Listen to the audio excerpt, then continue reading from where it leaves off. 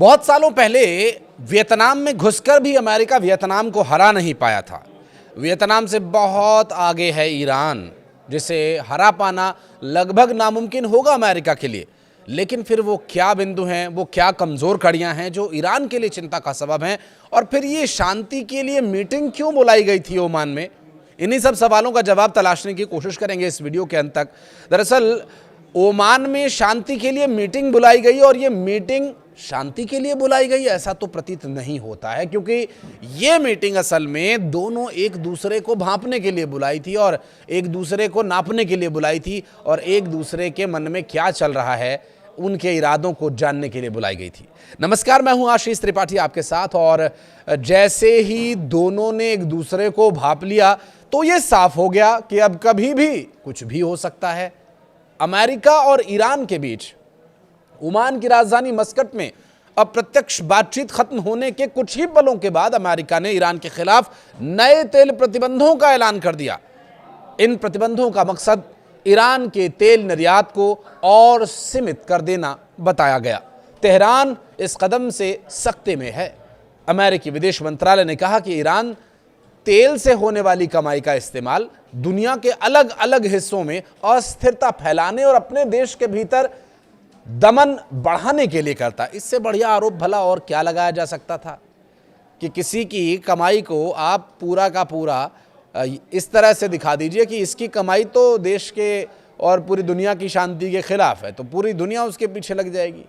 लेकिन असल में मिडिल ईस्ट से इन दिनों जो तूफान गुजर रहा है, ईरान और अमेरिका के बीच चल रही टेंशन के बीच अब अटैक हुआ कि तब अटैक हुआ, ये स्थिति बनी हुई है। ट्रंप और खामेनेई की लगातार धमकियों के बीच हाल ही में ईरान अमेरिका के बीच बातचीत हुई। ओमान के मस्कट में मीटिंग बुलाई गई। अमेरिका और ईरान के बीच ऐतिहासिक आमने सामने वाली बातचीत हुई। 2-3 घंटे भी लगे।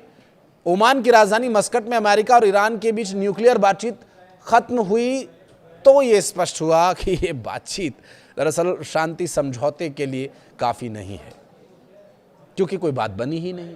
और मीडिया रिपोर्ट्स के मुताबिक ईरान और अमेरिका के बीच मस्कट एक शाही महल में अप्रत्यक्ष रूप से परमाणु वार्ता भी हुई, जहां खामेनेई और ट्रंप के दूतों ने अपने अपने पक्ष रखे। मीटिंग खत्म करके दोनों पक्ष बाहर निकल गए। पहले ईरानी प्रतिनिधिमंडल का काफिला होटल के लिए रवाना हुआ, और फिर उसके बाद अमेरिकी टीम की गाड़ियां वहां से निकली, जिससे यह साफ हो गया कि दोनों एक मेज पर बैठने से बच रहे हैं। उन्होंने परहेज किया।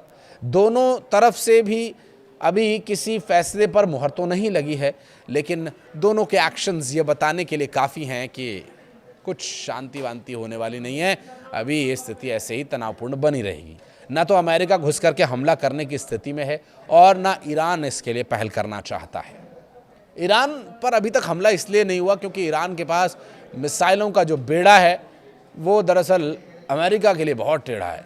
अभी किसी बड़े समझौते की आधिकारिक घोषणा हुई नहीं है, लेकिन जानकारों का कहना है कि केवल एक विराम मात्र है। दोनों पक्षों ने भविष्य में फिर से मिलने के और बातचीत के संकेत दे दिए हैं। मस्कट से आ रही खबरों के मुताबिक ये बातचीत केवल औपचारिकता नहीं है। इस मीटिंग में बातचीत का केंद्र ईरान का परमाणु कार्यक्रम रहा।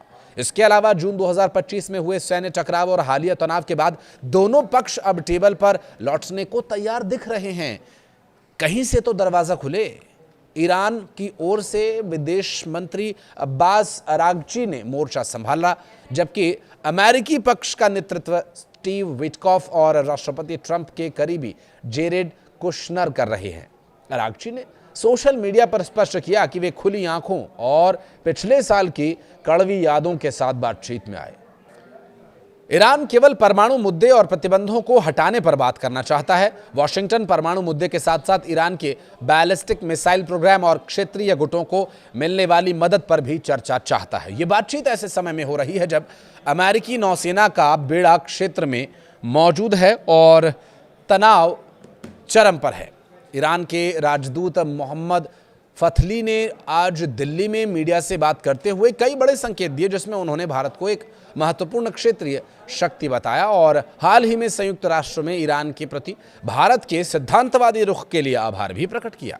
उन्होंने स्पष्ट किया कि ईरान में स्थिति नियंत्रण में है और वहां रहने वाले भारतीय नागरिकों को घबराने की जरूरत नहीं है। फतली ने संकेत दिया कि ईरान कूटनीति में विश्वास रखता है लेकिन अपनी संप्रभुता से समझौता नहीं करेगा। रिपोर्ट्स के मुताबिक ओमान के विदेश मंत्री के जरिए दोनों पक्षों ने अपनी गुप्त शर्तों और समझौतों का एक कच्चा चिट्ठा एक दूसरे को थमा दिया है, जिससे एक पॉजिटिव फ्रेमवर्क तो तैयार हो गया है, लेकिन सस्पेंस अभी बरकरार है। ईरान और अमेरिका की बातचीत अब एक ऐसे मोड़ पर आ पहुंची है जहां कूटनीति की मेज पर शांति की नहीं बल्कि बारूद की गंध महसूस हो रही है। एक्सपर्ट वली नासर के मुताबिक तेहरान और वॉशिंगटन इस वक्त एक बेहद खतरनाक खेल खेल रहे हैं, जहां दोनों पक्ष युद्ध की पूरी तैयारी में हैं लेकिन टकराने से कतरा रहे हैं। दोनों देश सैन्य कार्रवाई को सिर्फ एक लेवरेज या हथियार की तरह इस्तेमाल कर रहे हैं ताकि बातचीत की टेबल पर एक दूसरे को घुटने टेकने पर मजबूर किया जा सके। ये ऐसा मनोवैज्ञानिक युद्ध है जहां तलवारें खींची हुई हैं, पर वार करने से पहले हर कोई दूसरे की पलक झपकने का इंतजार कर रहा है। कुछ कहना चाहें तो कमेंट सेक्शन में अपनी राय जरूर दीजिएगा। धन्यवाद।